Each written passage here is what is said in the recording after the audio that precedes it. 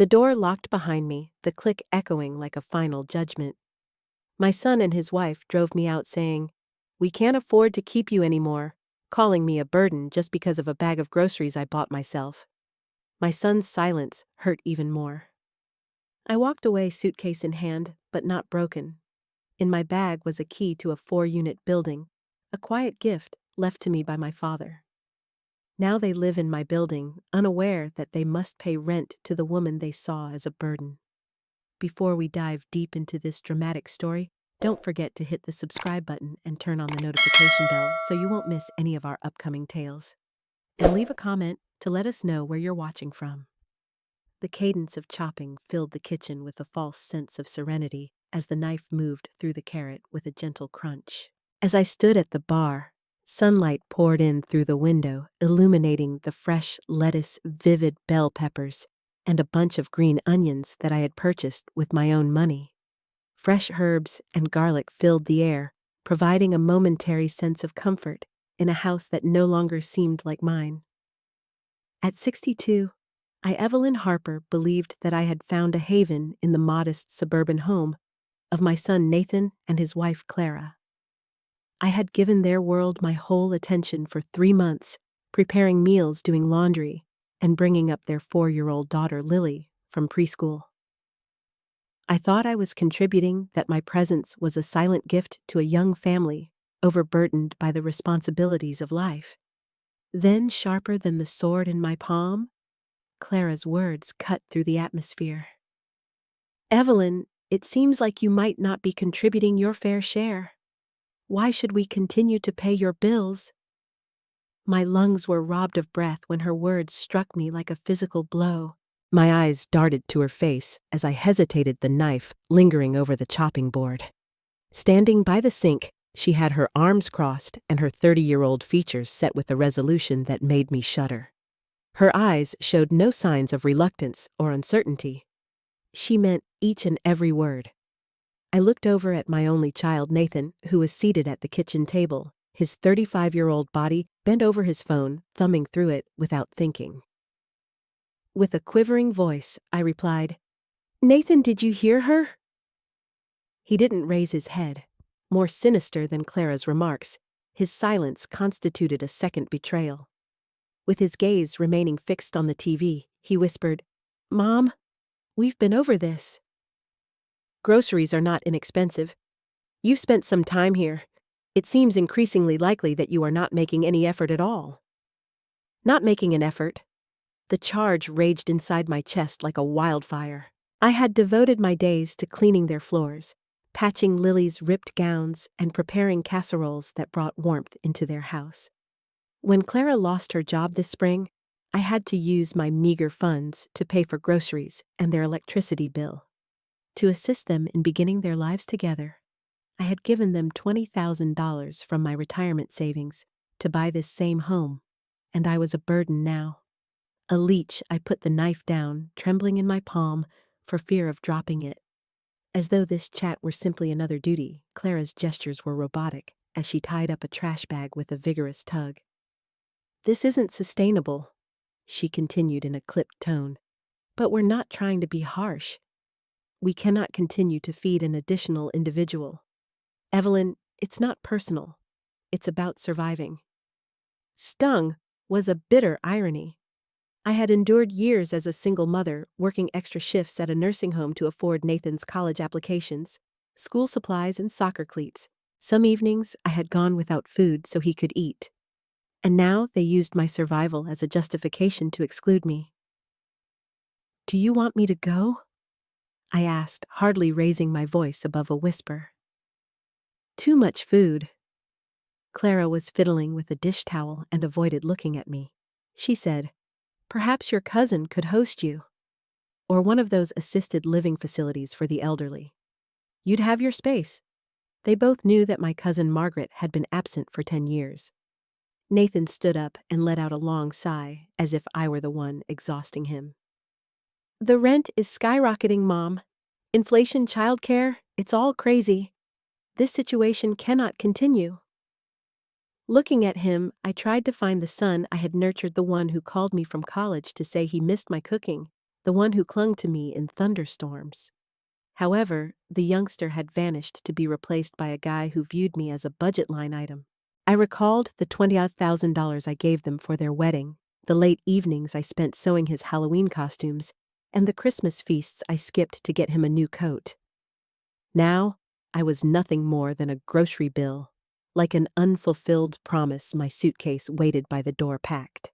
Glancing at her watch with the apathy of someone checking the time before a meeting, Clara remarked, "We'll call you a cab.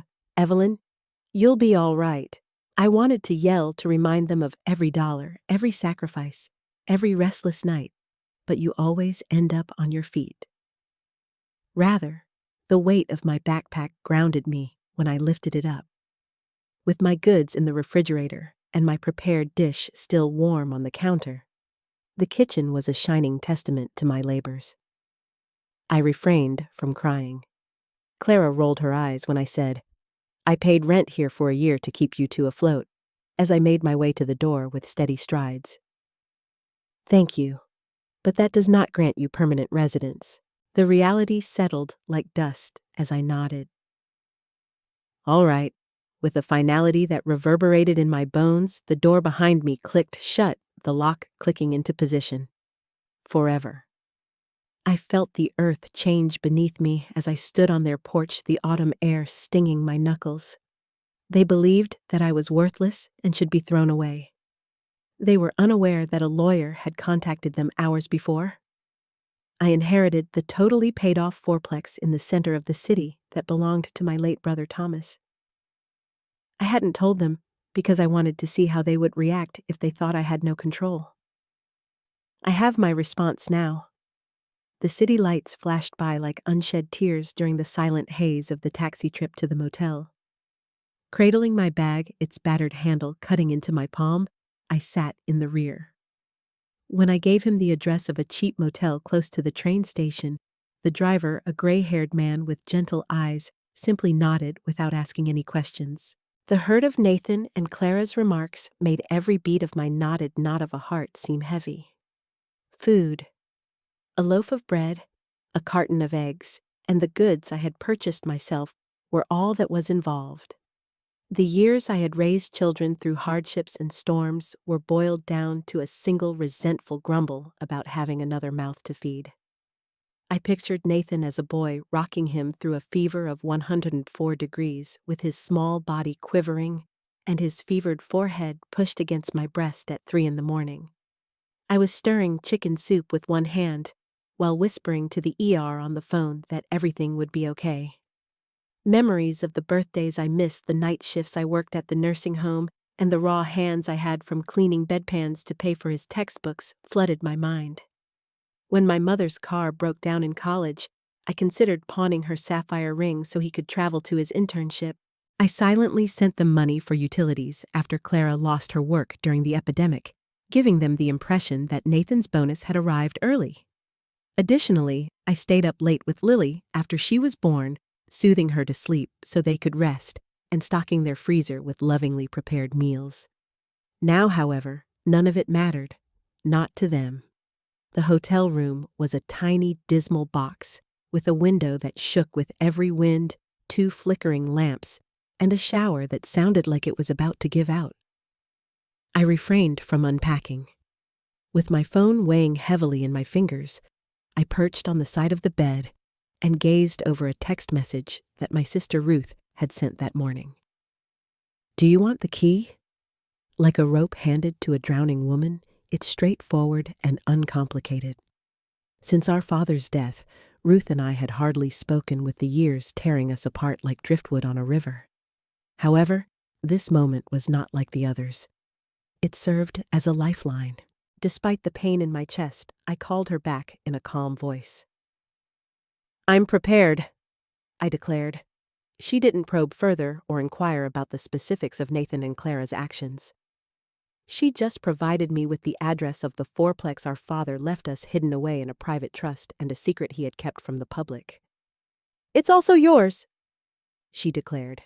With my throat constricted, I thanked her and hung up. "Do whatever you want with it." I didn't cry in the motel room's stillness. I didn't have to. The pain was a spark, a fire that was igniting deep within my bones, not hopelessness. They had rejected me, believing me to be inconsequential. I wasn't nothing, though. I had a place to stand, an opportunity, and a key. I drove to the fourplex the following morning after borrowing Ruth's old automobile. Like a tree that had endured too many winters but remained upright, its red brick was worn but unyielding as it perched on the edge of a peaceful neighborhood. With my hands shaking with possibilities rather than fear, I unlocked the gate. With little resistance or creak, the front door opened easily, revealing dust and silence. I went through all 4 of the units, which had straightforward but sturdy 2-bedroom layouts. The flooring were worn and the kitchens were old, but the bones were sound. I thought about my father as I ran my fingertips down a windowsill and felt the grain of the wood. This location was his own creation, a side project that blossomed into a silent promise. He kept it close, like a seed sown for a day like today, without ever talking about it or bragging about it. As the sun shone through a broken window in the apartment upstairs, I sensed a change within me. This was more than just a structure. It was a second chance, a means of getting back everything I had lost, including my dignity, as well as a place to call home. I took out a notepad and began writing, "Examine the wiring, fresh paint, new pipes." My hands worked quickly, and the pen scratched as if it were making a new trail. I kept it a secret from Ruth and my former nursing home friends. I would keep this a secret until it was ready to blossom, since it was mine. The days that followed were filled with a lot of activity. The hammers and drills of the contractors I hired were a constant heartbeat in the vacant apartments. I patched drywall, scrubbed walls until my knuckles hurt, and chose paint colors that seemed hopeful: warm grays, gentle creams. I discovered a closet in the back unit filled with my father's old ledgers, plans for renovations he had always wanted to do, but never got around to, and his blocky handwriting noting repairs and tenant names. With thankfulness clenched in my chest, I copied the lines of his sketches. I muttered, "Thanks, Dad," my voice resonating in the deserted room. This fourplex was his way of telling me that he would never let me down, even though he had always been a quiet man who didn't say much. Because the 3rd unit's windows perfectly captured the early light, I decided to keep it for myself. The simplicity of moving in with just a folding chair and my suitcase grounded me. I used to sit at the empty dining table at night and make lists, call the plumber, fix the furnace, get new cabinetry. All I needed was a plan and the determination to follow it through. I kept thinking about Clara's words. "You'll land on your feet," but they didn't reassure me. They presented a problem, and I was prepared to respond. The fourplex was being transformed by the end of October. The apartments were spotless with shiny floors and freshly painted walls. I recruited Teresa, a straightforward property manager who has a talent for dealing amicably with renters. I instructed her to omit my name from the list and to list the other 3 units anonymously. I wanted authority, but I also wanted it to be silent, like a river that flows far below the surface. My heart stopped when Teresa sent me the first application, which arrived sooner than I had anticipated. Lily is recorded as the dependent of Nathan and Clara Bennett, who are the names on the form. A couple seeking a new beginning with 2 sources of income. We adore the neighborhood they had stated in their remark. After several difficult months, we are prepared for stability. With my pulse blaring in my ears, I gazed at the screen. A new beginning. Following my expulsion due to a grocery bag. After 35 years of love and sacrifice, everything I had built was wiped away. I had the option to reject them and destroy the application. However, something sharper and colder took hold. I desired for them to enter my world, reside in my home, and experience the consequences of their decisions without realizing that I was in charge. I gave Teresa a call. I said, "Set the showing. I'll be present. Don't tell them who I am, and call me Marcy." She hesitated, her tone cautious. "Evelyn, are you certain about this? I didn't think twice." "Very. I stood in front of my apartment's mirror on the morning of the showing, steadily pulling my hair back. The previous evening, I had colored it a deep chestnut, which covered up the silver strands that had indicated my age. A pair of wire-rimmed glasses that I acquired from a thrift store and wore on my nose slightly changed the contours of my face. I put on a simple, unremarkable beige cardigan that nobody ever remembers. I wasn't the mother who had sacrificed everything Evelyn Harper today. I was Marcy, a woman who only appeared in the corners of the property manager's view as a shadow helper. Like a drumbeat summoning me to combat, my heart pounded with purpose rather than fear. With a clipboard in hand and a serene understanding in her eyes, Teresa greeted me at the front gate of the fourplex. Although I hadn't told her the whole truth, she knew enough to comply. "Marcy, are you ready?" Her voice was quiet like a breeze rustling leaves as she inquired. My lips formed a tight line as I nodded. "Let's take action." With tentative steps on the damaged sidewalk, Nathan, Clara, and little Lily arrived 5 minutes early. With his slouched shoulders and 35 years of age, Nathan appeared worn out. Despite the cloudy sky, Clara wore sunglasses, a tote bag slung over her shoulder, and her lips were pursed. Lily's eyes were wide with the wonder that only a 4-year-old can possess, and she was holding a teddy rabbit with its ear tattered. Really, they didn't see me. I stood next to Teresa, my face a mask, my clipboard a barrier. Teresa guided them into the first unit, pointing out the new floors, the freshly painted walls, and the leak-proof pipes in a cheerful voice. Clara's nose wrinkled as she looked around the tiny living area. Nathan looked into the kitchen and nodded. "It's tight," she observed, "but cleaner than the last place we saw." "Is there no mold behind the sink?" he asked, in a half-joking tone, but there was too much bad temper in his voice. "None," Teresa said with ease. "This place was destroyed by the owner. Everything is brand new." A whirlwind of emotions tightened my chest as I watched them, including wrath, grief, and something sharper, like the gleam of a razor. After reaching into her tote, Clara took out a granola bar for Lily. My granola bar, the one I purchased with my own funds and kept in stock in their pantry. She threw the wrapper into a garbage can I had emptied that morning after mindlessly unwrapping it. I felt a tiny burning in my stomach from its negligence. They didn't even realize they were eating my food while standing in my building. Clara's voice interrupted my train of thought. "Is this where the landlord resides?"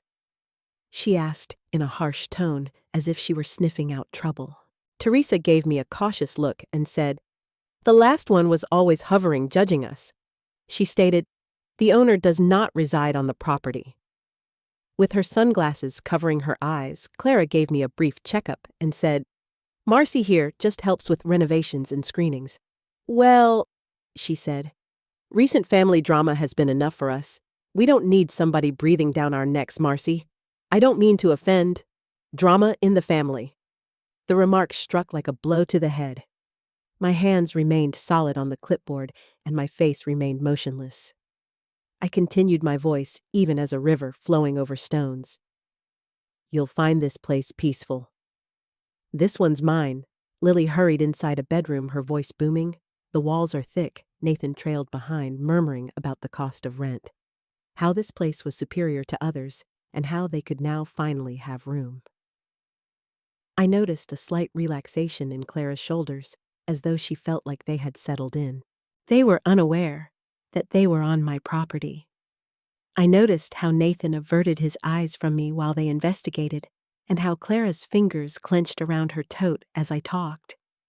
Was there a glimmer of recognition in their minds? Or was it simply repressed guilt that refused to come to the surface? I didn't give a damn.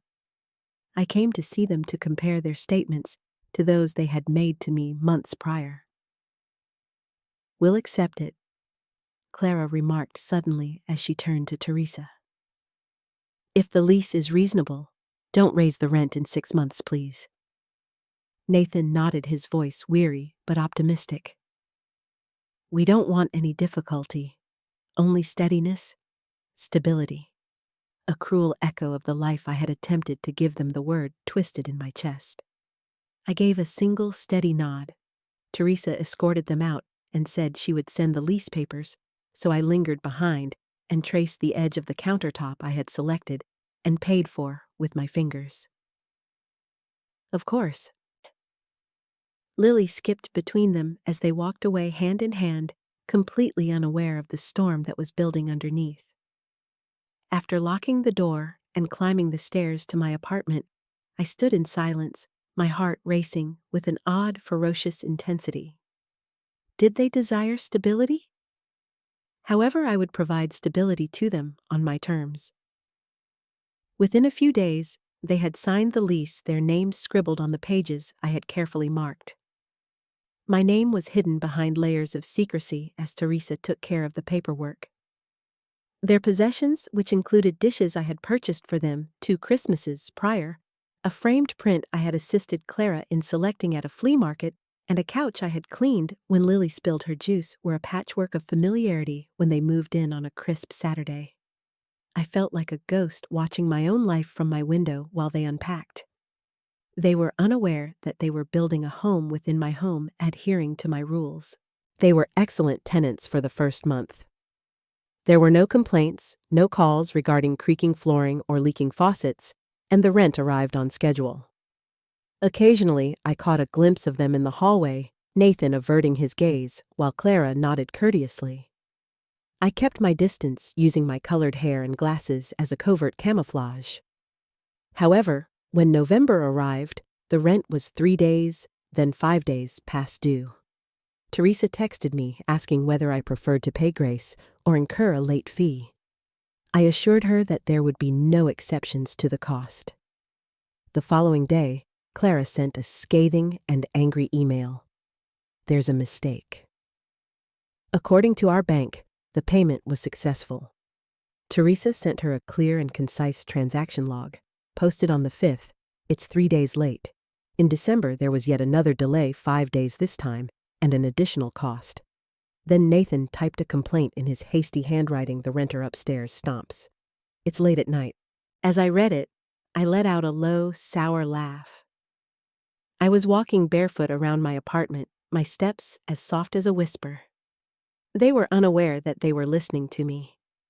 I began to move more heavily, just enough to arouse their curiosity and give them a nameless sense of my presence. Clara knocked on my door one morning, her expression tense with annoyance. With my glasses low on my nose and my cardigan buttoned, I opened it. She was taken by surprise and froze. I cocked my head, and she answered, "Oh, I thought, never mind. Need something." She scowled as though she was attempting to locate me, her thoughts clinging to the dark. "You're a local?" she inquired. I responded, my voice as smooth as stone. "I do?" She whispered an apology for the commotion and walked out, moving quickly as if she were fleeing from an unknown source. "Been here a while?" I was within my rights to raise the rent by 8% by January, but it was still a bite. Clara responded to Teresa's notices right away, sending an enraged email that read, "This is unreasonable. We recently moved in." "It's in the lease," Teresa said, remaining composed. The owner gave their approval. In response, Clara said, "Please inform the owner that we believe this is not a prudent use of our funds." The light in my breast brightened as I read it. They believed they were up against an anonymous landlord. They were fighting me, but they didn't know it. As I sat in my apartment with a cup of chamomile tea cooling on the table, the winter air became acrid and bit my fingertips. Aside from the slight hum of the heater that I had repaired, the fourplex was now silent. Its warmth was a tiny protest against the chilly outside world. I had created something here, not just floors and walls, but a foundation forged from the ashes of treachery and a life restored. The thought that Nathan and Clara resided below me and were paying rent to the mother they had dumped, however, was what kept a fire burning in my chest beneath the quiet. They hadn't yet noticed the threads in the web I was constructing, which included every late payment grievance and thoughtless remark they made in the hallway. Another rent check that was 6 days past due arrived in February. Teresa sent me a direct text message, "Another wait." Notice or fee. With my fingers calm as I typed, I instructed Teresa to apply the fee and send a reminder. I wasn't in a hurry to eject them just yet. I wanted them to taste the gradual drip of consequences and feel the weight of their decisions. Clara's venomous language in their emails became more incisive. This landlord is squeezing us dry. We are hardly able to keep up. More beseechingly, Nathan added, "We're trying. It's tight. Are you able to speak with the owner?" Their apathy flattened my heart like a stone as I read each one. They believed they were up against an unknown foe. They didn't realize I was the one with the pen. In tiny ways, like fractures in ice, I started to sense their pressure. With his phone clamped to his ear and his voice low and tight, Nathan paced the front steps at nightfall. Clara's grocery bags were smaller, full of dented cans and off-brand cereal, and she no longer ordered takeout. They had not replaced Lily's pink jacket, which I had purchased for her, although it was fraying at the cuffs. With my clipboard in hand, I measured their mistakes like a hawk circling its prey as I watched them sink from my window. I refrained from boasting. I didn't have to. This was balance a reckoning for the years I'd invested in them, only to be thrown out over a bag of groceries. It wasn't retaliation. I was cleaning the hallway one afternoon when Clara and Lily went by me. Her lips were tight, but she didn't look at me. Her speech was clear and purposeful. She said to Lily loud enough for me to hear, "Some people just don't know when to step aside." With my broom steady in my hands, I grinned, although the words were a needle intended to pierce. I didn't obstruct them. Above them, with my roots firmly planted in this building's soil, I possessed a silent yet unwavering authority. Every dime they gave me to live here serves as a reminder of their actions. The last straw broke around the middle of March. The bank sent them a chilly final rejection notice when their rent check bounced. Teresa sent a professional and uncompromising email with the regular 3-day notice to pay or quit. They didn't answer. Lily followed Nathan, her plush rabbit dragging on the floor as he arrived at her office instead. As he claimed it was an error, a bug in their account, he appeared hollow. His eyes clouded and his voice cracked. Teresa gave him a printed copy of the fees, the bounced check, and their late payments. Without saying anything, he walked out with Lily's little hand in his, and his shoulders dropped. "Resolve it by Friday," she continued in an even tone, "or the owner will start eviction proceedings." The silence was louder than any justification as Friday came and went. With a thin, desperate voice, Clara left Teresa a voicemail on her phone. "We're under strain. The owner must have some empathy." Every syllable stoked the fire in my chest as I listened to it 3 times. Kindness. When they said I was too costly to feed, where was their empathy? Given that my cousin had passed away, they recommended that I go into a senior living facility. I instructed Teresa to proceed and submit the necessary documentation.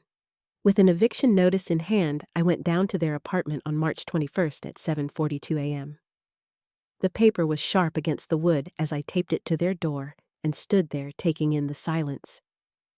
This was my structure, my laws, my fairness.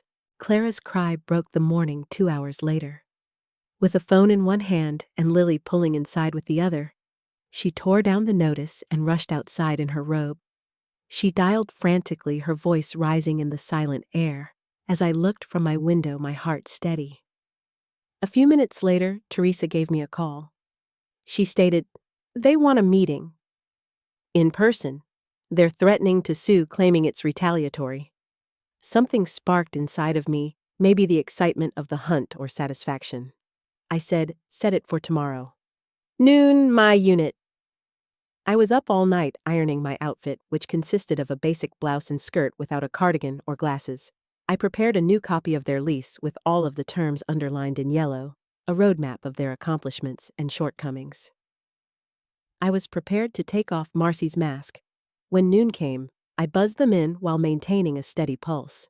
With Lily clutching her bunny and her eyes wide, Nathan's dress shirt crumpled and Clara's heels clicking, they entered my apartment. There was only a small table, my folding chair, and the lease documents neatly stacked. Clara looked around and scowled. Her voice was tense as she stated, "We thought we were meeting the property manager?" Without my spectacles to conceal me, I stood at the window letting the light shine on my face. I stated in a voice as clear as a bell in the quiet, "You're meeting the owner." Both of their features froze, Clara's eyes blinking quickly and Nathan's jaw slack. She stumbled, "Wait what I took a step forward while holding the lease." "This building is mine," I declared. "I've been signed over from my father's trust for months. Since you moved in, you've been paying me rent." Clara's mouth opened and closed, and her eyes widened in surprise as her sunglasses pushed up. Nathan's raspy voice came through. "You deceived us. Did you get caught like a razor sharpened by years of sacrifice?" I spoke in a calm yet firm tone. "You put in an application. I gave my okay. You put your signature there. I gathered." "What's the trick?" Clara's voice raised, shaky with anger. "You were aware of who we were.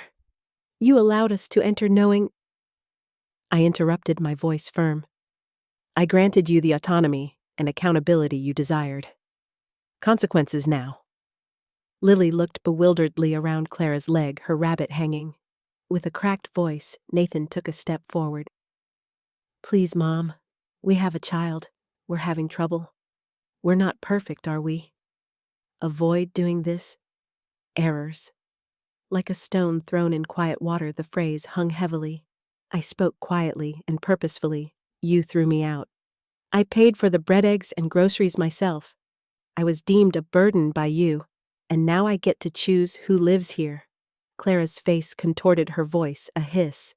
"This is retaliation. How low are you able to go?" I didn't recoil. "Not retaliation," I said. "Delimitations. When you ejected me, you established your boundaries. I'm setting mine now." Their stillness was a burden I had shed, and the air was heavy. Nathan's eyes gleamed, but I could only see the guy who had turned away, not the son I'd reared. Clara's knuckles were white as she gripped the eviction notice. I answered, "You can either wait for the court date or leave voluntarily. The decision is yours." They turned silently, Lily following, and the door clicked softly shut. I was alone, enveloped by the silence like a blanket. For the first time, I had no pain or remorse. Only power mine to keep hard won. The gentle click of the door, the last note in the music of their departure, echoed in my ears. With the lease documents still on the table and their highlighted sections gleaming like embers in the last of the light, I stood in the middle of my apartment. The truth I had exposed weighed heavily on the calm air. Clara and Nathan had left their features etched with shock, and something else, maybe shame, or the realization of their own decisions. In what seemed to be the last moment of innocence before a long, burdensome chapter came to an end, Lily's tiny footsteps reverberated in the hallway, followed by her bunny. I remained motionless and did not pursue them. I let the quiet descend, enveloping me like the roots of an ancient tree, and bringing me to a state of calm that I had battled for. They had vanished by the end of March. Other than a busted drawer, a dented microwave, and a garbage bag they hadn't bothered to tie closed, their apartment was empty. I changed the locks, hired a cleaning crew, and took one final look around the room.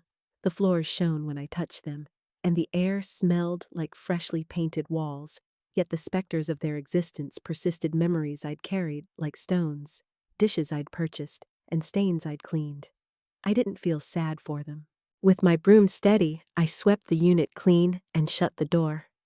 Teresa never mentioned their names again, handling the papers with her customary efficiency.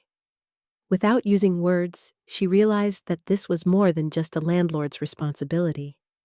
It was a knot unraveled, a wound sealed shut closure. That evening, the spring air felt gentle against my skin as I sat on the fourplex front stairs with an unopened book in my lap. The neighborhood buzzed softly with a car idling down the street and kids laughing in a nearby yard. I reflected on the years I had spent sacrificing myself and bending to meet the wants of others, to support Nathan and give him a life I had never known. I reflected on the times I had gone without food, the jewelry I had pawned, the $20,000 I had donated to their wedding, and the utilities I had paid during their unstable world. Their single scathing word, survival, erased all my sacrifices. They preferred their choices to my sacrifices, but I had forged my own path by constructing a fourplex that was as sturdy as the legacy of my father's love. The other units filled up fast. The second was occupied by a retired teacher who waved every morning with a friendly smile. The first was taken by a single mother with a newborn who was modest but sincere in her appreciation and always paid her rent on time. Their morality was a comfort and a reminder that not all relationships had to be based on blood. Family was no longer necessary for me to feel whole. I had my privacy, my rules, and my tranquility. Sitting at my window at night with a cup of coffee, I would observe the city as it came to a close. The burden of responsibility and remorse vanished, dissipated like sunburned fog. I didn't despise Clara and Nathan. I didn't mean any harm to them. I had devoted all of my time, money, and heart to them out of a deep love. However, loving does not entail allowing oneself to be broken. They believed I would succumb to despair, so they pushed me away, but I remained strong. From the ashes of their rejection, I had risen and created a life. The fourplex was more than simply a structure. It was my strength fortified, and its walls served as a reminder of both my own tenacity and my father's vision. I had offered them a chance to live here and show their independence, but they backed out their promises as empty as the unit they left. My father's ledgers would occasionally resurface in my head as I strolled through the fourplex, my fingertips following the banisters. For days like this, for times when the world grew chilly and you needed a fire to stay warm, he had constructed this spot. I didn't have to boast about my win or gloat about it. The knowledge that I had taken back my position in the world and established a barrier that no one could ever pass again, along with the silence, was sufficient. Clara's teasing remark, "You'll land on your feet," had turned into my reality. I had landed not just on my feet, but also on my own property, which I had created. I was sitting on my stairs one evening when Ruth sent me a note. The picture inside showed our father standing in front of the fourplex decades ago, a rare smile etched across his face. "He would be proud of you," she wrote neatly in a note that was nestled next to it. His presence felt as steady as the brick walls surrounding me while I gripped the picture tightly in my hands. I refrained from crying. I didn't have to. No one was able to extinguish the fire in my chest, which had become a warm, constant glow. I maintained the fourplex operations accounting balance and full units.